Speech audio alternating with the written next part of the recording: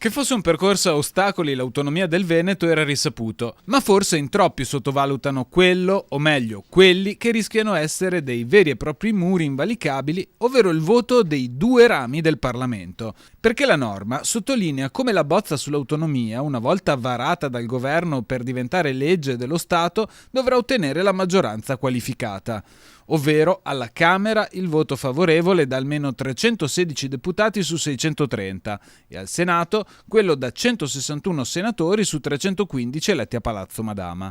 Dai nostri rappresentanti a Roma però al momento i toni sembrano distesi ad iniziare dal Senato. La maggioranza di governo voterà il reddito di cittadinanza, ma certo perché è nel contratto di governo, e la maggioranza voterà quota 100 perché è nel contratto di governo, così come è stato per la legittima difesa, per lo scambio politico-mafioso, per il decreto dignità e così come sarà per l'autonomia. Mi aspetto che anche parte dei deputati di Forza Italia piuttosto che di altri partiti veneti o che comunque fanno parte di quelle regioni che chiederanno l'autonomia voteranno a favore. Di parere diverso chi alla Camera sta all'opposizione, ma che si è sempre espresso per il sì all'autonomia. Non mi sembra che stia andando proprio tutto bene, mi auguro che tutti i parlamentari veneti davvero in modo trasversale si mettano insieme. Infatti sarà indispensabile il consenso trasversale di tutti i veneti e non solo perché il voto dal sud è tutt'altro che scontato,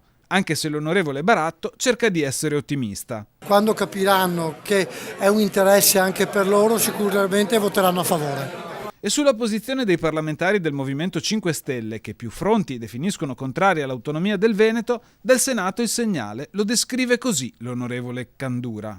Io parlo con i senatori dei 5 Stelle giù a Roma, che sono i miei colleghi, e in questo momento collaboriamo per il contratto di governo.